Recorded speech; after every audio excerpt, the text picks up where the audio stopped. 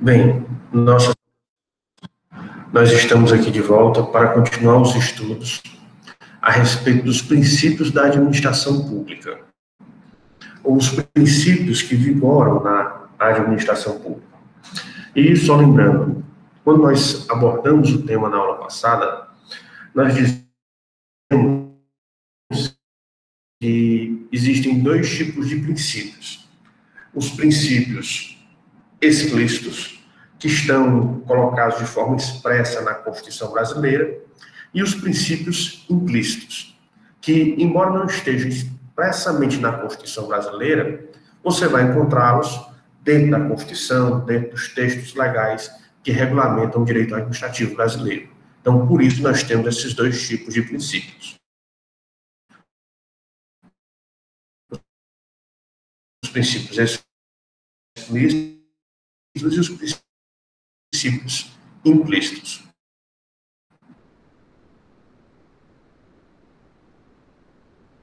Os princípios explícitos, nós começamos 27 da Constituição Federal de 88, que são de legalidade, I de impessoalidade, M de moralidade, P de publicidade e E de eficiência. Na aula passada, nós estudamos os princípios da legalidade e o princípio da moralidade. Hoje nós vamos retornar ao tema desses princípios, exatamente pelo princípio da impessoalidade. Então, a primeira coisa que eu sempre faço com os estudantes que se matriculam nas disciplinas que eu ministro é, antes de iniciar qualquer atividade, é você refletir na atividade que você vai fazer. Vocês, como administradores, né, que nós estamos em um curso de administração pública, vocês devem aprender que nós temos por meta sempre planejar tudo aquilo que nós vamos fazer. Então, o ideal é que nós planejemos tudo aquilo que nós vamos fazer. Se nós planejarmos, nós vamos fazer de uma maneira mais eficiente. E tem muitas pessoas que hoje em dia, eles vivem somente para realizar as tarefas. E, às vezes, realizam essas tarefas de maneira automática. Isso, a nosso ver, está errado. Por quê?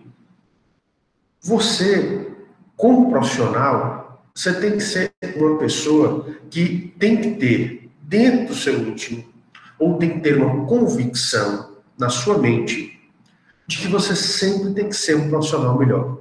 Sempre você tem que buscar melhorar as suas condições, sejam condições intelectuais, sejam condições de trabalho, sejam condições financeiras. Então, você sempre tem que buscar melhorar. E essa busca do melhoramento, ela passa também pelas suas atividades. Então, pessoas que simplesmente fazem, elas não se destacam. Quem é que vai se destacar? Quem é que vai ter um diferencial de mercado? São aqueles que planejam o que vão fazer para depois realizarem. E depois de realizarem, eles ainda fazem uma avaliação daquilo que eles fizeram. Se aquilo foi bom, se não foi, se poderia ser melhorado, se não poderia ser melhorado, se poderia ser feito de uma outra forma. Então, você reflete e a cada momento você está se desenvolvendo. Esses profissionais são exatamente os profissionais de excelência. São os profissionais que se destacam. Então, por isso que eu sempre digo aos meus alunos, antes de você ler um livro, procure conhecer o autor, porque você já vai com a mentalidade, ou já vai entendendo como é que ele faz aquela sua determinada abordagem. Ou porque ele aborda algumas teorias e outras não, então você já tem essa mentalidade. E depois você pode avaliar melhor o trabalho daquele determinado autor, daquela determinada pessoa, se você a conhece melhor. E a mesma coisa quando nós estamos estudando. Então, nós temos que refletir aquilo que nós estamos estudando, ou sobre aquilo que nós estamos estudando. Quando você vê o termo, né, a palavra impessoalidade, a primeira coisa que vem na sua mente é que essa palavra ela é composta de um prefixo, o in, que significa não, e pessoalidade, que vem de pessoa, ou seja, não personificar.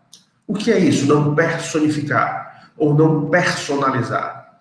É que você não pode conduzir a administração pública em prol de uma pessoa ou de algumas pessoas.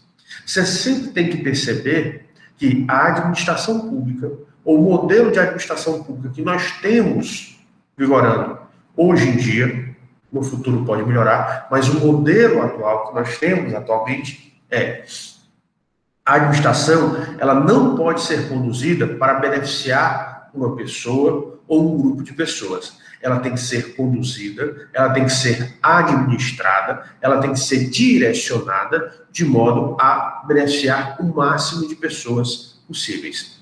Então, por isso, você não pode particularizar, você não pode beneficiar algumas em detrimento de outras.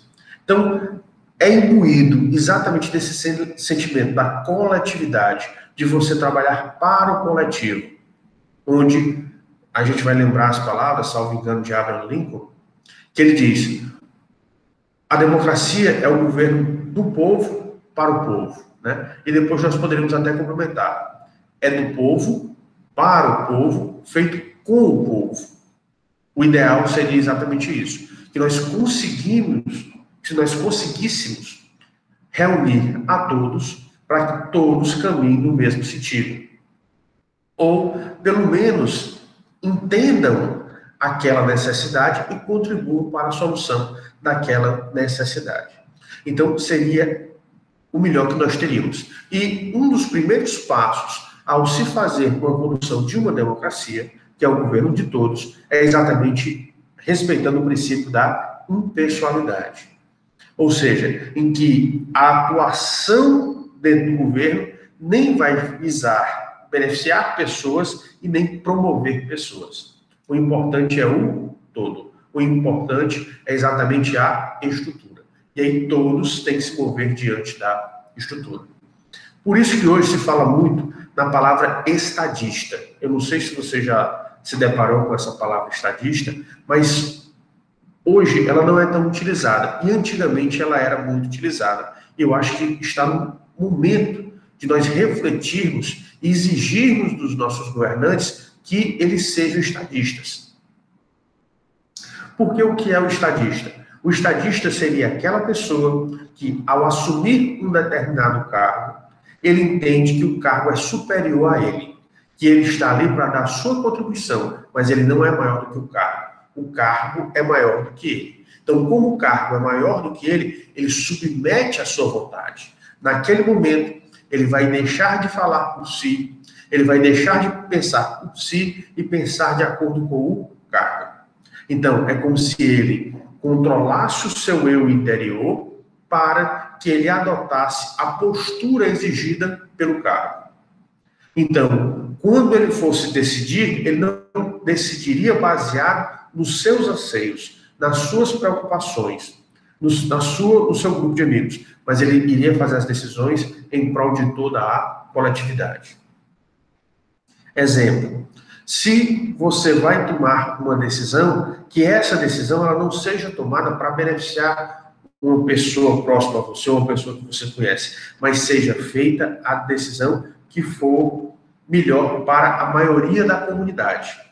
Porque você, às vezes, tem opções de várias decisões. E essas várias decisões, elas têm as suas consequências. Então, você tem que escolher a decisão, não que vai lhe agradar mais, mas aquela que é necessária para a sua sociedade, para o seu grupo social. O grupo social não um grupo individual, mas o todo que você está representando. Então, o prefeito, todo o município. O governador, todo o estado. O presidente, todo o país, toda a nação. E para que essa ideia, você comece a refletir sobre ela, para que você entenda primeiramente a ideia, nós trazemos aqui para vocês um caso prático, para que você entenda melhor o que é esse princípio da impessoalidade. Bem, então, o que seria impessoalidade? Né? Vamos começar a construir esse conceito. Pensemos em um município. Como a gente não quer particularizar o município, então nós vamos colocar uma sigla, né? Município ABC.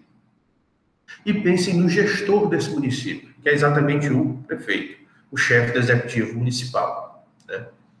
Digamos que o nome desse prefeito é João. E como ele é uma figura muito conhecida do município, ABC, ele é conhecido como João do ABC.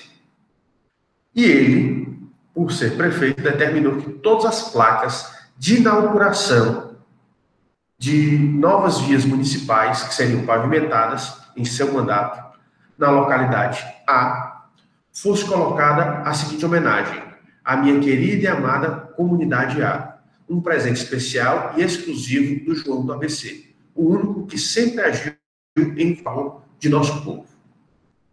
Nós perguntamos a você: essa placa, de acordo com a legislação atual, de acordo com o princípio da impessoalidade, ela está correta ou está errada?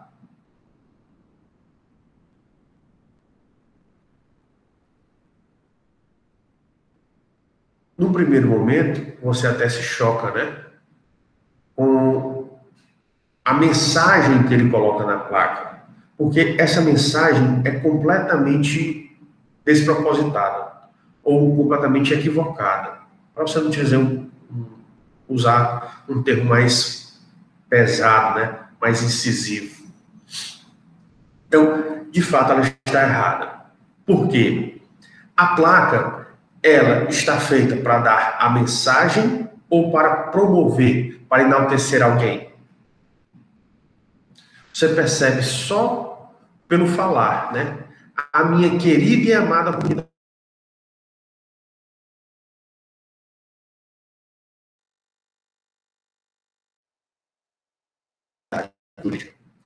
Então, se ele é uma pessoa jurídica, ele não tem sentimento. Então, quando você começa a falar, minha querida e amada, você está se referindo a uma pessoa que tem sentimento. Então, você está se referindo a uma pessoa física e não jurídica. Primeiro erro, né? Segundo, presente especial e exclusivo. A administração pública pode ser conduzida para beneficiar as pessoas, para dar presente às pessoas, para dar vantagens individualizadas? Não.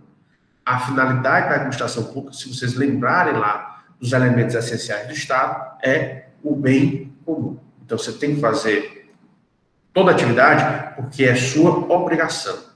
Todo administrador ou gestor e todo agente, ele tem que cumprir o seu papel de forma objetiva. Ele não pode ter subjetividades, né? Então, segundo erro. E o terceiro erro, que ele coloca o nome dele, né? João do ABC. Então, você percebe que toda a mensagem ela está se direcionando para enaltecer esse João do ABC. A pessoa do prefeito. Que aí ele está se personificando, ele está personalizando a atividade, o que também não pode, né?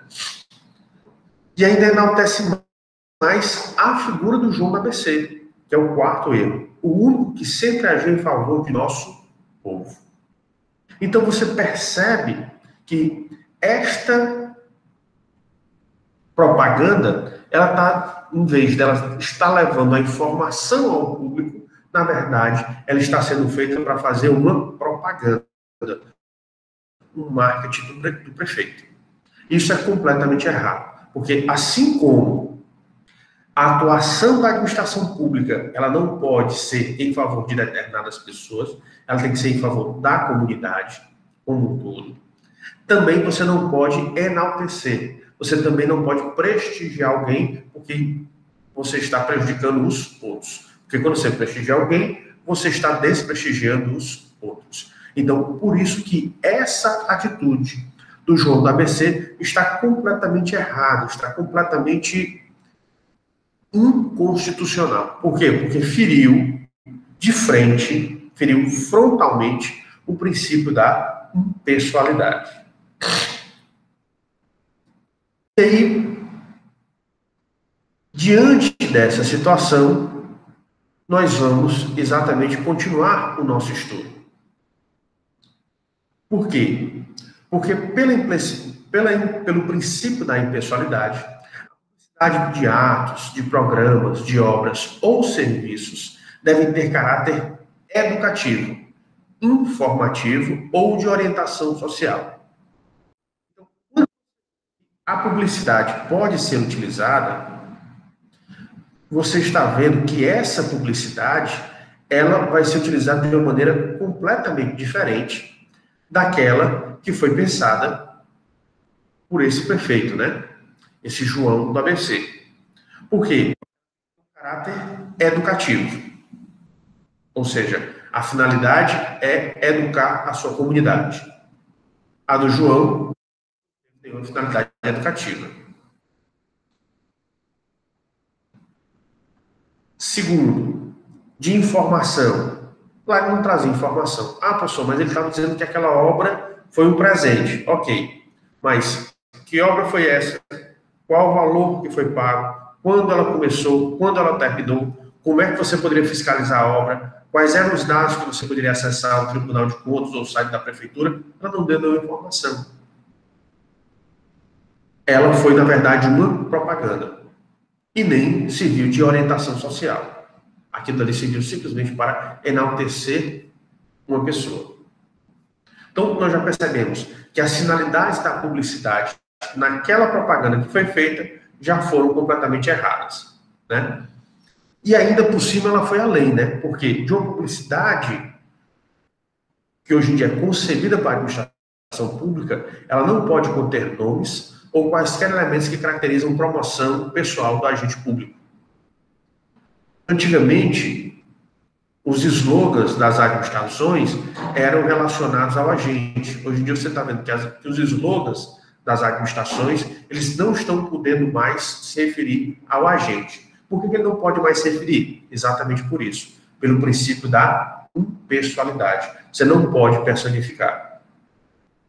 Outra situação também que acontecia muito, as cores utilizadas no município, né?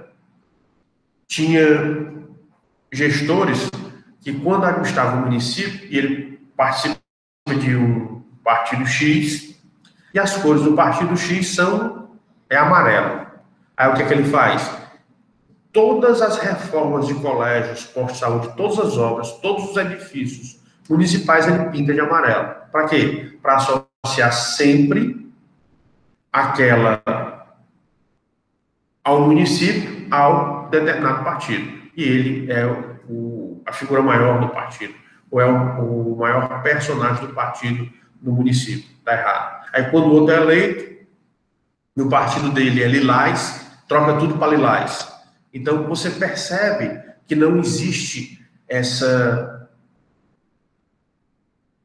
ideia efetivamente de administrar pela administração pública. Se administra em um benefício próprio, visando o benefício próprio. E aí vocês perguntam, professor, mas quando as obras forem reformadas, tem que pintar uma cor. Então, obrigatória cor branca? Não. Não precisa ser uma cor branca, que seria uma cor neutra. Mas você pode utilizar as cores da bandeira do município. Por exemplo. Por quê? Porque se o município ele tem uma bandeira, a bandeira do município já tem cores, então, para você utilizar no município, nada melhor do que você utilizar as próprias cores do município. E aí, você não estaria personificando. Por quê? Porque você está utilizando as próprias cores do município. E você pode se perguntar, e se o prefeito mudar de cor? Aí cabe ao Ministério Público ou ao Tribunal de Contas, que faz responsável pela fiscalização, perceber as manobras que os prefeitos ou os gestores possam estar fazendo. Mas o ideal seria que ele utilizasse a administração pública de um modo que ele beneficiasse a coletividade. Nós sabemos que nem todas as ações podem beneficiar toda a coletividade. Então, que ele possa conduzir aquele determinado ente público da melhor maneira possível, sempre tentando melhorar as condições do maior número de pessoas possíveis. Nós sabemos que nunca você vai conseguir agradar a todos, mas que você pelo menos consiga beneficiar o máximo de pessoas possíveis através dos impactos das ações da sua gestão. Bem, visto isso, a gente tem que continuar a nossa análise sobre o princípio da impessoalidade, né?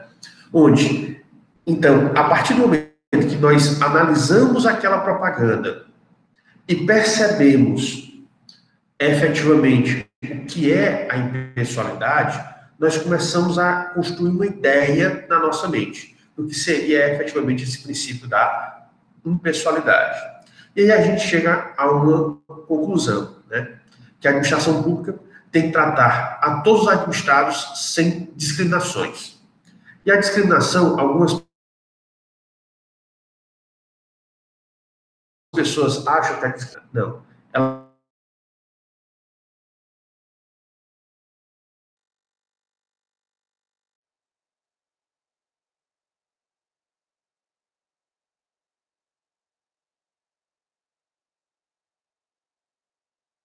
é positiva, né? E você pode ter...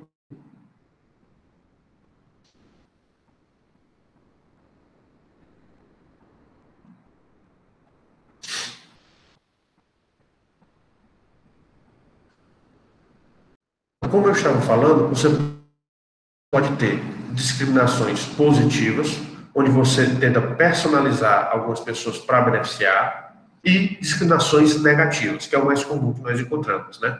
Onde você constata algumas pessoas e você prejudica essas pessoas. Então, por isso que você tem as discriminações, tanto positivas quanto negativas, ou benéficas e maléficas, né? E, de fato, não se permite nenhuma forma de discriminação, certo? E isso contido na própria Constituição, como eu falei para vocês, baseado no artigo 37, caput, da Constituição Federal Brasileira. Por quê? Porque o gestor público, é como eu falei, ele tem que atuar, tanto o gestor, ou seja, aquelas pessoas que vão gerenciar a comunidade, vão tomar as decisões, como os agentes, as pessoas que vão cumprir as determinações, que vão executar as decisões que são tomadas. Então, todos têm que estar imbuídos de que eles não devem nem favorecer, nem prejudicar, nem perseguir e nem auxiliar. Ou seja, todos devem efetivamente atuar para o benefício de toda a comunidade, tá certo? Então, não se admite perseguições políticas, e em município a gente vê muito isso, né? Ou perseguições ideológicas, ou perseguições eleitorais. Não se deve nenhum tipo de diferenciação. E aí, o que acontece? O que é uma perseguição política? As pessoas fazem parte de grupos políticos adversários. Então, o que acontece? Quando um grupo chega ao poder, o que é que ele começa a fazer? Perseguir o seu adversário. E vice-versa. Ah, esse grupo é ruim? Não, porque se o outro também chegar ao poder, ele vai perseguir seu adversário. Então, qual a diferença entre eles? Simplesmente quem tem poder e quem não tem o poder naquele determinado momento. Então, qualquer prática dessa, de perseguição política pelo grupo que você faz parte, é errada. Ideológica, né? Tem pessoas que são socialistas e pessoas que são capitalistas. Ah, o certo é o socialismo? O certo é o capitalismo? Não sei. Então, e essas pessoas podem conviver na comunidade? A comunidade pode ser composta somente de socialistas ou somente capitalistas? Não dá. Na verdade, toda a melhor comunidade é aquela que tem diversidade. Ou seja, que tem pessoas pensando de forma diferente. E cada uma delas se respeita mutuamente, né? A grande questão é, o ideal é que nós tenhamos pessoas diferentes fazendo parte da comunidade. Agora, o essencial de qualquer comunidade é que haja um respeito em cada um desses grupos sociais. Quando você se respeita, você não persegue.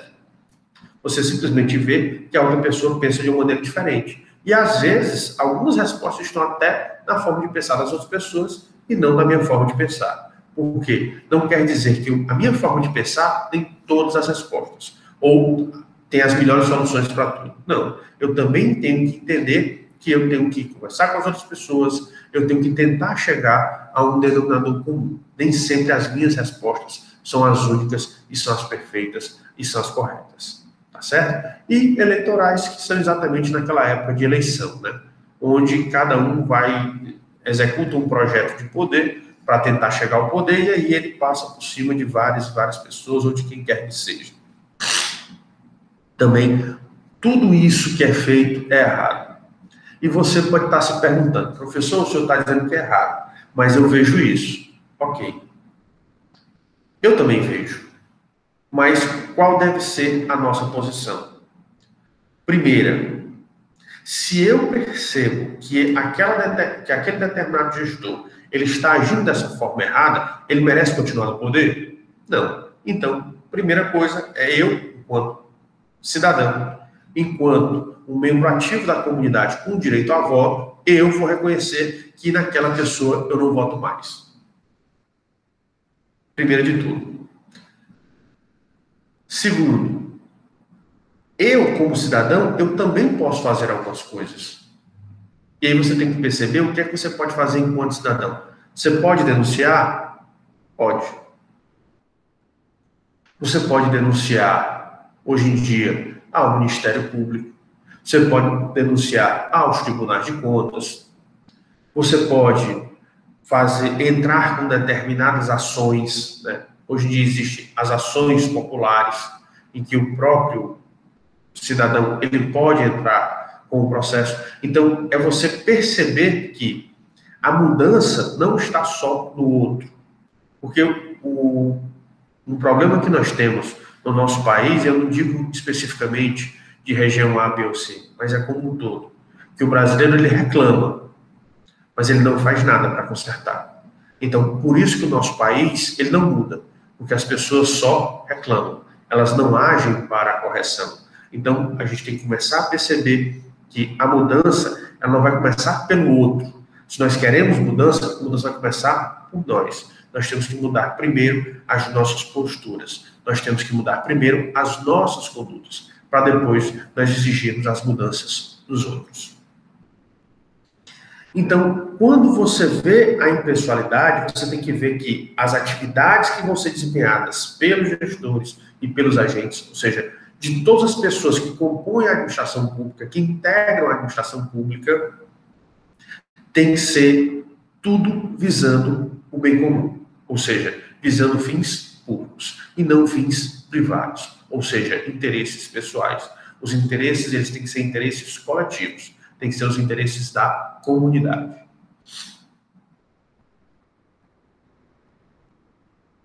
Ok? Esperamos que vocês tenham tido a compreensão do princípio da impessoalidade e que, baseado nessa ideia que vocês começaram a criar sobre o princípio da impessoalidade, ajude vocês a ler agora o livro que você escolheu da nossa bibliografia, aquele que você acha mais fácil de ler e de interpretar, para que você possa continuar agora os seus estudos em casa, fazendo as suas leituras particulares, né? O próximo princípio que nós nos deparamos é exatamente o princípio da publicidade. E o que é o princípio da publicidade, né? Mais uma vez, nós devemos entender o termo. Publicidade vem de público, né? O que é uma coisa pública? É uma coisa que está ao acesso de todos, ou deveria ser conhecida por todos, ou ser acessível a todos, para que todos conhecessem e pudessem avaliar aquilo que está sendo feito, né? Se efetivamente está sendo feita de forma correta ou de forma errada também. Nós temos que ter essa possibilidade, nós temos que ter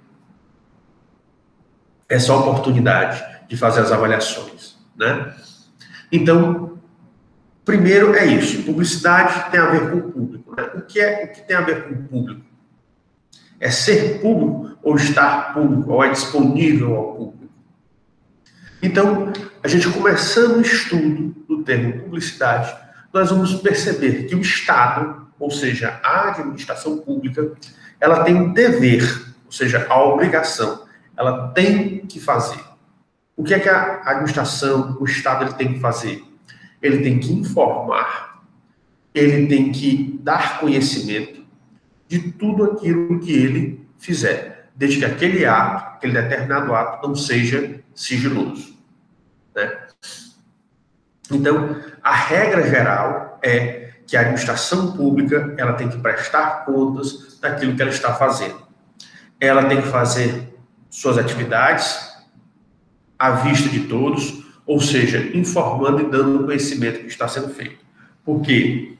Porque aquilo que é sigiloso é difícil de ser fiscalizado. Aquilo que é público é mais fácil de ser fiscalizado. Então, essa publicidade, ela também está muito ligada à necessidade de fiscalização, ou seja, de avaliar se aquela atividade está sendo feita de forma correta ou errada, né? Então, a gente tem que analisar a publicidade. E o que é importante eu analisar a publicidade? São exatamente os seus efeitos, ou a sua eficiência, né? A sua eficácia. Então, primeiro, como é que eu sei que um determinado ato realmente ele é público, ele se torna público? Então, as pessoas, elas pensaram várias formas de publicizar os atos públicos, ou as atividades do Estado, as atividades da administração. Até que se chegou em uma determinada ideia. O Estado, ele vai ter um órgão oficial de publicidade e vai informar toda a população, todo o povo, através desse órgão oficial. Então, o próprio Estado, ele cria um órgão oficial e passa a vincular todas as notícias através desse órgão oficial. Que órgão oficial é esse, então? Né? Esses são exatamente os diários oficiais. Por exemplo, o governo federal tem o DOU, que é o Diário Oficial da União. Diário, porque é uma publicação que ela é diária. Ela funciona nos dias úteis, né, em regra. Oficial, por quê? Porque tudo aquilo que vem do governo federal vai ser noticiado através daquele meio. E vai ser utilizado por um ente específico, exatamente a União. Assim como os estados têm o DOE, Diário Oficial dos Estados, e os municípios podem ter os seus diários oficiais, né? Os diários oficiais do município ou dos municípios. Depende de região para região. E essa ideia, né, também foi transportada para os outros poderes. Por exemplo, o Poder Judiciário, para cientificar a todos das decisões que estão sendo tomadas, ele tem os diários da Justiça, né? Por isso que se chama DJ. É o Diário da Justiça porque é o diário daquela justiça específica, né? E aí tem vários diários de justiça. Tem os diários da Justiça estaduais, tem o Diário da Justiça Federal, tem o Diário da Justiça Eleitoral, então tem vários tipos de diários de justiça. Então, o fato é que para ser tido, para você comprovar a publicidade, você comprova exatamente através da publicação em um órgão oficial de publicidade, né, que vai publicizar os atos estatais. Então, não basta você publicizar através dos jornais comuns, ou da mídia comum, ou das redes sociais.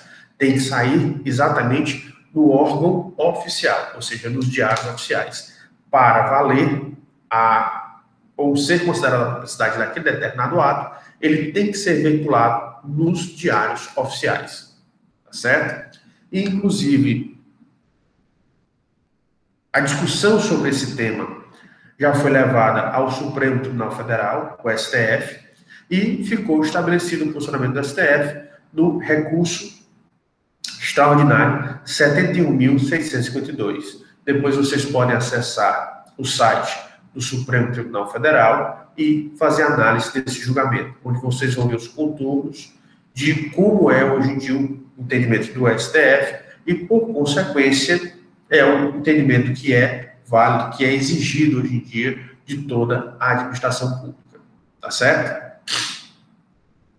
Então, que entendimento é esse? É que, através da publicação no Diário Oficial, presume-se o conhecimento dos interessados relacionados àquele determinado ato que foi praticado pela administração. Então, qualquer pessoa que se sentir lesada, a partir daquele momento, começa a contar os prazos delas, né? Para que elas possam entrar com ações judiciais, possam entrar com processos administrativos, para que ela possa impugnar aquele ato que foi tomado por parte da administração pública. E nós sabemos que, no direito, o tempo ele é importante, né? Porque esse tempo, ele tanto inicia quanto ele termina, ele finda, né? E esses tempos são importantes de você entender o tempo de início e o tempo de fim no direito, principalmente relacionados aos processos de decadência e prescrição. Então, os prazos de decadência e prescrição, eles vão começar a ser contados a partir do momento que aquele determinado veículo oficial, diário oficial ou diário da justiça, ele foi publicado. Então, a partir daquele dia é que começa a contar o prazo.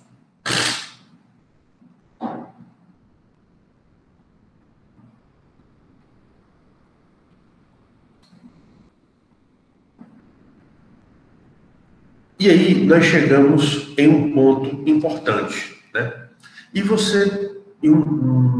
um questionamento que eu trago a vocês, principalmente para que vocês possam refletir sobre o assunto, essa ideia do diário oficial, ela foi uma ideia que foi travada, que foi tomada quando nós não tínhamos tanta publicidade.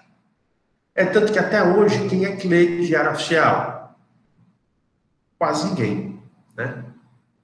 Então, hoje em dia, com as redes sociais, com a internet, como está esse diário oficial, né? Inclusive, o diário oficial ele é um jornal. E quase não existe mais os diários oficiais ou os diários da justiça em papel, né? Em regra, hoje em dia, os diários eles são digitais, ou seja, eles são disponibilizados via internet. Então, a rede social, a internet, ela está influenciando esses veículos de publicidade do Estado, ou esses órgãos de publicidade do Estado. Então, é um tema bastante interessante para quem vai querer continuar trabalhando com a administração pública e entender melhor o princípio da publicidade. Quem for fazer aí o seu TCC, o seu mestrado, ele pode centrar exatamente como as mídias sociais, como as redes sociais, como essa evolução na área da informação está influenciando hoje em dia o princípio da publicidade, principalmente diz respeito aos diários oficiais, né?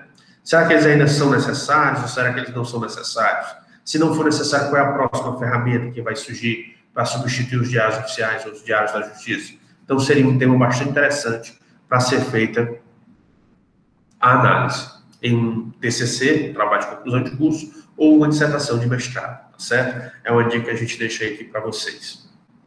Bem, mas vamos continuar o nosso estudo, a nossa análise sobre o princípio da publicidade. E aí a gente entende o seguinte: a publicidade ela tem o viés ou tem a finalidade, o objetivo de dar transparência. Ou seja, o que é dar transparência? Que as atividades que são feitas pelo Estado elas sejam acessíveis a todos, para que todos possam fiscalizar, né? Então, essa transparência ela só é possível se as pessoas tiverem acesso à informação. Ou seja, se elas puderem entender o que está sendo feito, né, para que ela possa avaliar se aquilo que está sendo feito de maneira correta ou de maneira equivocada. Então, baseado exatamente nesse entendimento do princípio da publicidade, surgiram leis que regulamentaram ou que ajudam a regulamentar a publicidade dos atos oficiais, que são exatamente na área fiscal e tributária, a lei da transparência, que é uma lei da transparência fiscal, ou seja, diz respeito aos tributos, né? Como é que é cobrado os tributos, quais são as exigências, como a administração funciona para fazer a cobrança dos tributos. Então, primeiro é a lei da transparência e segundo é a lei de acesso à informação, né? Então, nós temos no Brasil exatamente essas duas normas, a lei da transparência e a lei de acesso à informação. E essas duas leis, elas foram embasadas aonde? elas foram embasadas na própria Constituição. Mais especificamente, no artigo 5º, né? Mas em incisos diferentes. Por quê? O artigo 5º, no inciso 14, ele diz: é assegurados a todos o acesso à informação e resguardado o sigilo da fonte, quando necessário ao exercício profissional. Então, o artigo 5º, inciso 14, ele está dando o direito de acesso à informação. Todos têm direito de acesso à informação. E, como nós vivemos, no período anterior, um regime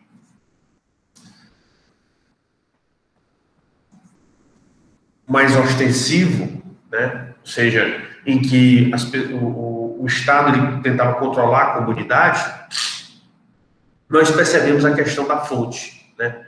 Ou seja, como é que você acessa a informação? Então, você depende muito das fontes. E, muitas vezes, cria-se uma perseguição às fontes. Então, para que não haja perseguição das fontes, por isso que você resguarda o sigilo da fonte quando é necessário ao exercício profissional. Por exemplo, na profissão, no jornalismo, né? A profissão de jornalista, as fontes deles têm que ser resguardadas, porque senão ele não vai conseguir mais informações.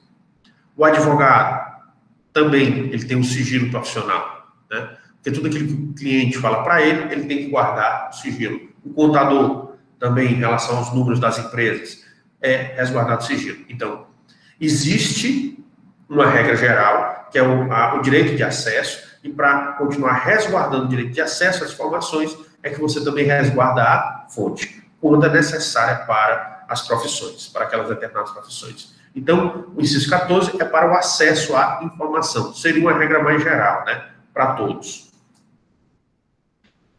E no inciso 33, a Constituição, ela vai lá e fala mais uma vez, né? Veja que o 14, ele é geral, né? Seria para todos os ambientes, né? Tanto para o ambiente público, quanto para o setor privado. Já no 33, a gente vai ter as particularidades, né? Por quê? O 33 diz o seguinte: todos têm direito a receber dos órgãos públicos informações de seu interesse particular, ou de interesse coletivo, ou geral. Então, você percebe que você tem direito a 3 tipos de informação, né? As informações que diz respeito a você, interesse particular, que diz respeito a todos, interesse coletivo, ou que sejam gerais também.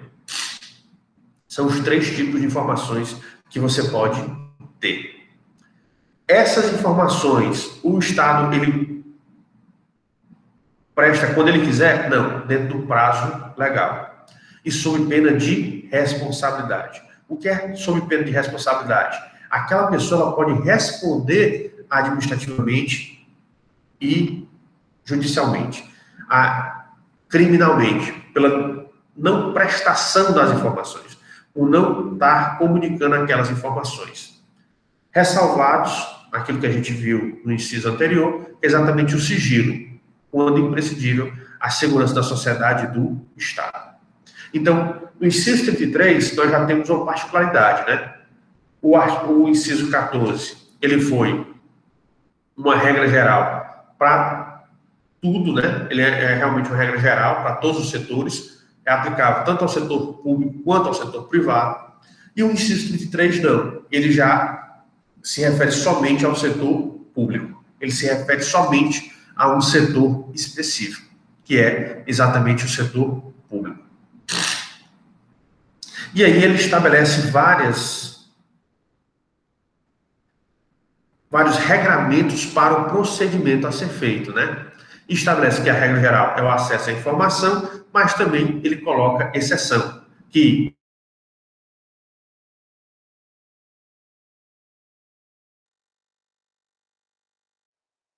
então, a lei de acesso à informação, ela, como regra geral, diz o que é que fica acessível e como é que as pessoas ela têm esse acesso. Mas ela também diz o que é que pode ser mantido sob sigilo e quais são as condições desse sigilo, tá certo? Ou seja, efetivamente, a publicidade, ela é uma regra geral, mas isso aí não quer dizer que ela é a única regra, né? Porque em determinados momentos pode ser mantido no sigilo. Além disso, a Constituição brasileira, ela ainda foi além, porque no inciso 34, ela ainda complementa, né?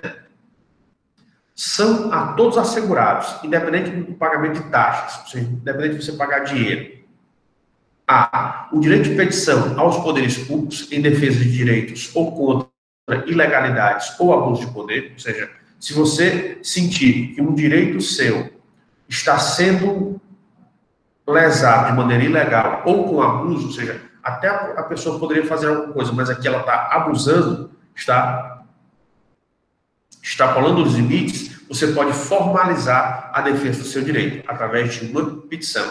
E o agente público ele não pode negar o recebimento daquela determinada petição. E B, a obtenção de certidões e repartições públicas para a defesa de direitos e esclarecimento de situações de interesse pessoal. Então, também a repartição pública ela tem que emitir certidões para esclarecer determinadas situações das pessoas. Para quê? Para que as pessoas, com esses documentos, com essas comprovações, elas possam manejar aquilo que ela achar necessário, né? Ou procedimentos administrativos, ou recursos administrativos, ou até mesmo processos, ações judiciais.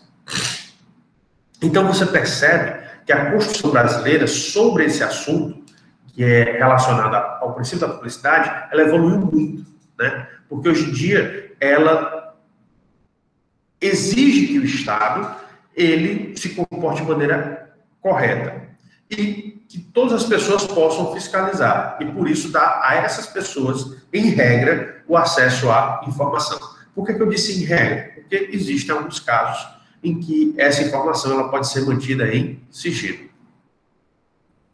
E esse sigilo aí depois pode ser visto quais são as circunstâncias que pode ser feito através da lei de acesso à informação, certo? Outros incisos que também são importantes, que estão relacionados ao princípio da publicidade, que nós estamos estudando, é o inciso 40,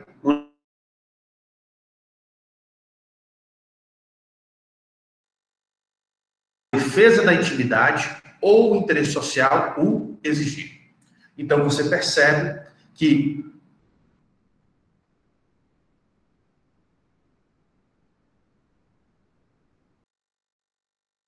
são defesa da intimidade ou interesse social. São os dois únicos motivos. Não pode existir outros. Por quê? Porque a própria Constituição estabeleceu esses motivos. Como são exceção, só vale aquilo que está previsto, que foi declarado. Né? Todos os outros casos, as outras razões não vão ser consideradas. As únicas duas razões que podem ser consideradas para se determinar, para se decretar o sigilo, são essas: defesa da intimidade da pessoa ou o interesse social. E até para que você tenha uma forma de proteger o seu direito, surgiu um processo judicial específico, que as pessoas chamam de remédio constitucional, né, porque defende direitos constitucionais que são assegurados dentro da Constituição, são assegurados constitucionalmente, que é exatamente o habeas data. O processo judicial de habeas data, ele está previsto no inciso 72 da Constituição de 88, onde ele diz, né, ou seja, em que ocasiões uma pessoa ela pode impetrar um habeas data para assegurar o conhecimento de informações relativas à pessoa do impetente, ou seja, para ele conhecer os dados que tem sobre ele e que constam em registros ou bancos de dados ou entidades governamentais ou de caráter público. Aqui as pessoas acham que a habeas data é só para você saber os dados que existem em bancos de dados do governo, né, ou de repartições públicas. E não é verdade, porque é qualquer banco de dados que tenha caráter público, ou seja, que seja acessado pela comunidade, que seja acessado por várias pessoas. SPC. O SPC é um cadastro do setor privado, de lojas, de comércios, mas ele tem caráter público. O Serasa é dos bancos, mas tem caráter público. Seria do setor privado, mas tem caráter público. Então, não só os bancos de dados do governo, mas os bancos de dados, todo e qualquer banco de dados, seja do governo ou do setor privado, mas que tenha um caráter público, certo?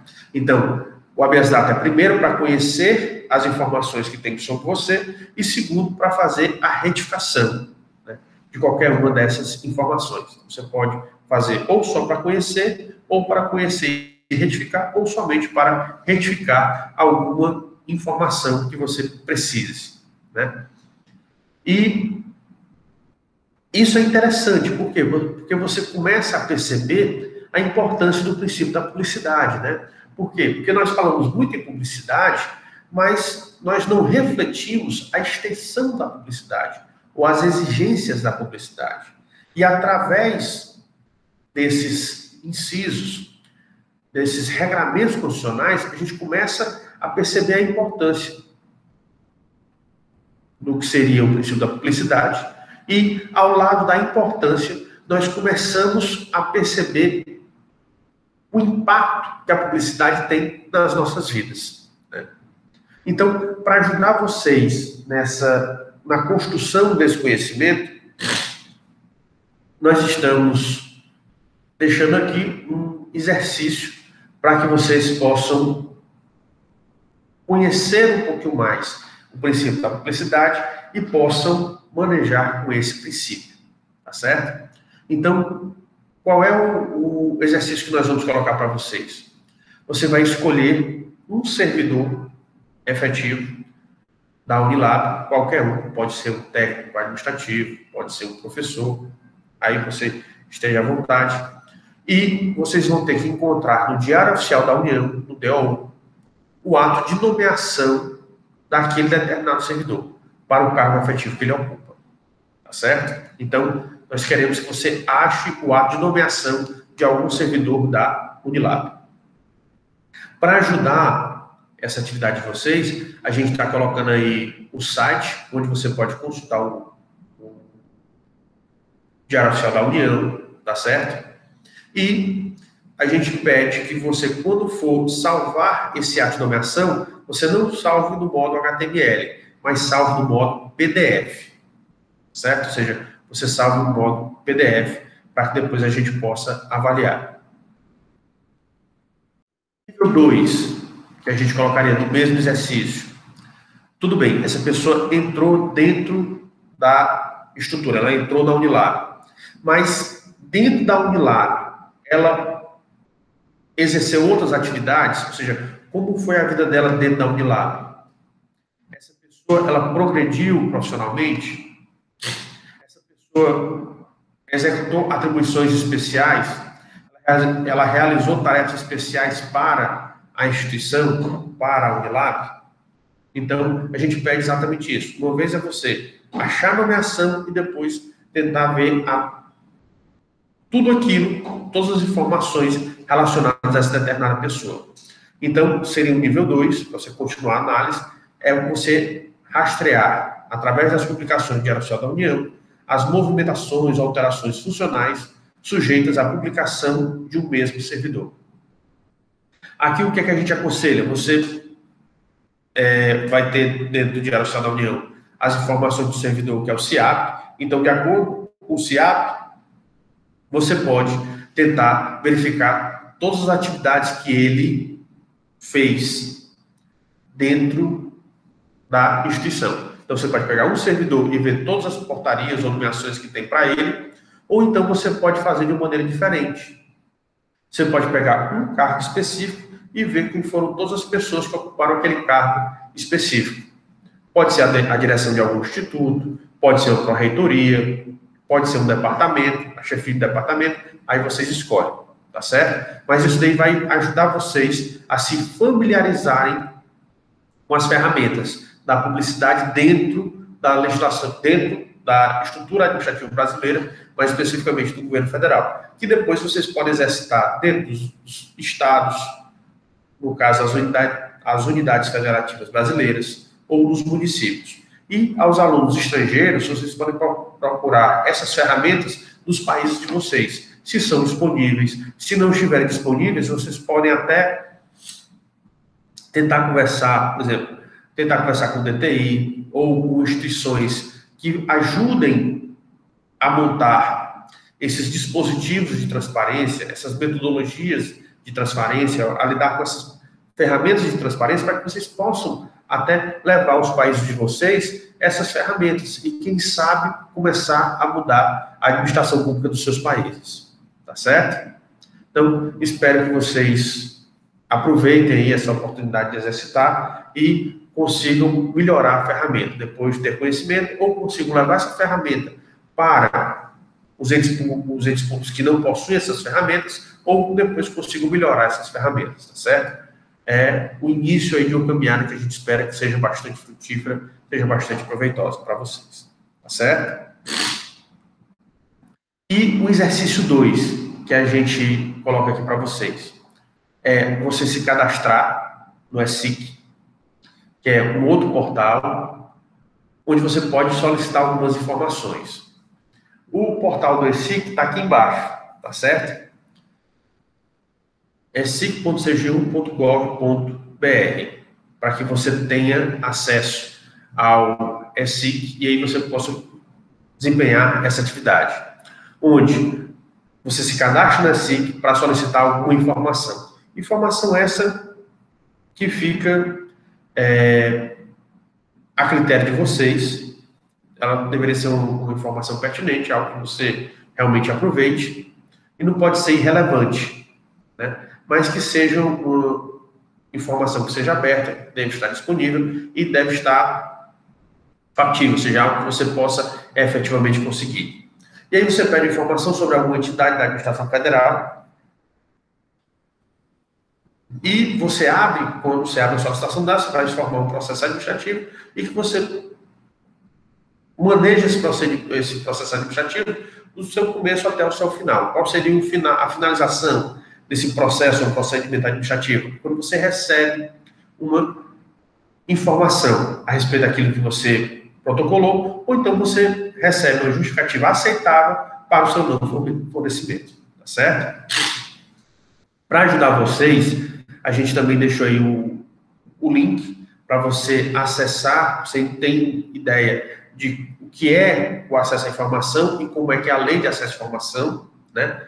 E aí a gente coloca para vocês que a lei de acesso à informação ela é uma lei nacional. O que é que significa ela ser uma lei nacional? É porque ela é aplicável para todos os entes políticos do país, ou seja, ela é aplicável à lei de acesso à informação, ela é aplicável ao governo federal, aos governos estaduais, ao governo do Distrito Federal e aos governos municipais. Agora, o ESIC, que é exatamente uma ferramenta de acesso à informação, ela é exclusiva do governo federal, certo? Então, boa sorte e nós desejamos que seja muito frutífero e que vocês possam utilizar bastante essas possibilidades das ferramentas, né?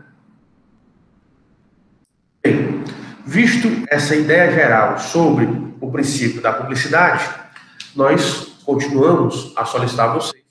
Vocês agora, uma vez que acabou a explanação sobre o princípio da publicidade, vocês possam pegar o livro, ou os livros, ou os artigos, né? A gente pede sempre que você comece o seu estudo por um manual, daqueles contidos na bibliografia básica da nossa disciplina, que já foram apontados na bibliografia básica da nossa disciplina.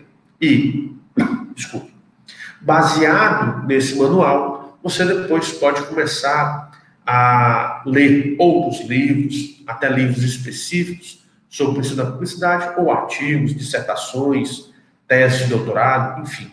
Mas aqui a ideia é exatamente que você aproveite, que você tenha o entendimento necessário para que agora você consiga explorar essa caminhada da aprendizagem, né? E que vocês possam ter cada vez mais informações a respeito daquilo que a gente traz aqui para vocês, tá certo? Bem, visto o princípio da publicidade, agora nós vamos ao princípio da eficiência. E o princípio da eficiência é um princípio importante, e ele é realmente um divisor de águas aqui no Brasil, né?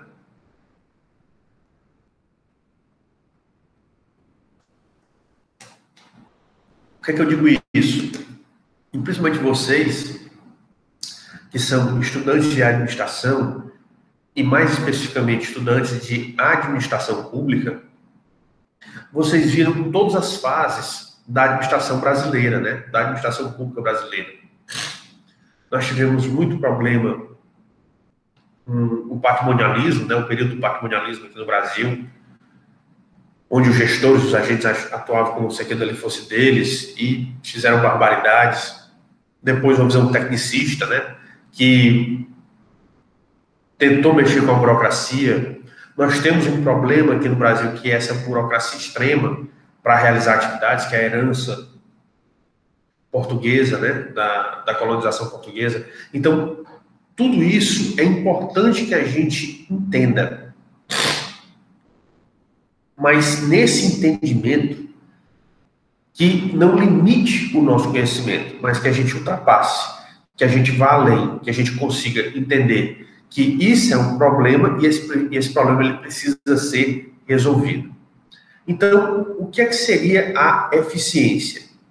A eficiência é que a administração ela sempre tem que melhorar a sua atividade. Então, e em que sentido eu vou avaliar se a administração está melhorando a sua atividade? É quando a administração ela faz mais, com melhor aproveitamento, com menor tempo e menos dinheiro. Ela faz mais atividades de maneira mais proveitosa. Essas atividades elas têm mais proveito, ou seja, elas conseguem mais benefícios com menos dinheiro e menos tempo. Isso é que é a ideia de eficiência. E essa ideia de eficiência, ela não estava na nossa Constituição, quando a nossa Constituição foi promulgada lá em 1988. Essa ideia de eficiência, ela só é inserida na Constituição brasileira, na emenda constitucional número 19, de 1998. Nós poderíamos dizer que só é inserida 10 anos depois. Então, o princípio da eficiência, ele só foi inserido 10 anos depois. E, pasmem todos vocês, que o princípio da eficiência, ele é um princípio que está muito ligado ao sistema ou à ideia neoliberal da administração pública, tá certo? O princípio está muito ligado ao neoliberalismo. E o que é essa eficiência, né? Como é que eu começo a conceber o princípio da eficiência? É que o Estado ele deve realizar suas atribuições com presteza e rendimento funcional, ou seja, gerar mais benefícios, de modo que as atividades administrativas sejam executadas com agilidade e rapidez. Ele tem que fazer mais, melhor, com menos tempo e menos dinheiro, né? E aí ele está falando, melhor rendimento tem que fazer mais, gerar mais benefícios, com agilidade, com rapidez, em menor tempo. E por que você exige isso? Para não deixar desatendidos e prejudicados os interesses coletivos ou de cada um dos cidadãos. Ou seja, efetivamente, dentro do Poder Judiciário, se discute que a justiça, ou seja, o Judiciário fazer justiça, mas de forma tardia, ou seja, muito tempo depois, não é justiça. Ela se transforma em injustiça. Então, pensemos o seguinte, uma pessoa está precisando de UTI. Se sair uma decisão favorável a essa pessoa daqui a 2 anos, ela pode não ser proveitosa. Por quê? Porque a pessoa está precisando de UTI agora. Às vezes, se ela não tiver UTI daqui a 1, 2 dias, ela morre. E do que me adianta você ter uma decisão favorável daqui a 2 anos? Ela precisava em 2 dias. Em 2 dias ela faleceu. Então, por isso que a justiça tardia, ou seja, se demorar a fazer justiça, você não tem mais nenhuma necessidade dessa justiça. Ela, na verdade, se transformou em injustiça. Ou ela continua a ser uma injustiça. Então, por isso que a eficiência, ela tem que estar dentro das administrações públicas. Ela tem que estar dentro da mentalidade das pessoas que atuam dentro da administração pública, né? Ou seja, que você tem que fazer mais, melhor, com menos tempo e menos dinheiro. E o mandamento da eficiência significa que a gestão pública deverá perseguir o máximo de eficácia com o mínimo de sacrifício para a coletividade. Ou seja, você tem o máximo de eficácia com o mínimo de sacrifício para o povo. Seria, em linguagem coloquial, você fazer mais, melhor, com menos tempo e menos dinheiro. A eficácia é isso. É você conseguir fazer, você gerar mais benefícios e benefícios mais duradouros ou benefícios mais palpáveis, mais tangíveis, né, para a comunidade. E com menor sacrifício, que seja com menos tempo e menos dinheiro, né? Então seria exatamente isso daí. Ela tem que agir o mais rápido que ela puder, ser mais precisa, eficiente que ela puder, para trazer os resultados que satisfaçam as necessidades da população. Isso daí de acordo com o entendimento até da professora Odete Pedawar, onde a ideia de eficiência, ela se contrapõe, ou seja, ela está do lado oposto ao entendimento de lentidão, de descaso, de negligência, de omissão, que muitas vezes é uma percepção de nós, de todos nós cidadãos, né? Então, na verdade, aqui no Brasil, eu não sei como é que são os alunos estrangeiros, mas tem até uma caricatura que se faz no Brasil, em que quando você chegava nas repartições públicas, a grande maioria dos trabalhadores eram homens, né? E para fingir que aquela pessoa estava trabalhando, o homem chegava e colocava um paletó na cadeira, né? E saía. Podia até sair do ambiente de trabalho, ir para outros locais de repartição. O fato é, ele deveria estar trabalhando ali. Se ele não é encontrado ali, ele está infringindo um dever funcional. Ah, mas o meu paletó está lá, quer dizer que eu estou ali. Você tem que estar ali e trabalhando, e trazendo benefício. Você está no local, mas não está trabalhando, está no local e não está trazendo benefício, é o mesmo quanto você não está. Então, quando você for trabalhar, você tem que ir para efetivamente gerar os benefícios da sua comunidade, para efetivamente trabalhar. Essa é que é a visão. Tá certo? Ok? Também. Então, imbuídos exatamente dessa ideia, nós esperamos também que vocês tenham compreendido o princípio da eficiência, é como nós falamos no primeiro dia de aula, né? A nossa ideia é dar a vocês os elementos necessários para que vocês possam fazer as suas pesquisas, possam continuar a sua aprendizagem. Então, aqui nós damos as ideias gerais, as premissas, que vocês depois vão aperfeiçoar, vocês vão aprimorar, exatamente através das suas leituras que vocês têm a obrigação de fazer, seja dos manuais, seja daqueles livros que vocês utilizam melhor para o estudo dessa determinada matéria, no caso aqui, os princípios da administração pública ou na administração pública, e depois vocês podem até aprofundar seus estudos através de artigos científicos, através de dissertações ou de teses de doutorado, tá certo? Então, boa continuidade de estudos. Mais tarde a gente volta para falar sobre os princípios implícitos. Bons estudos.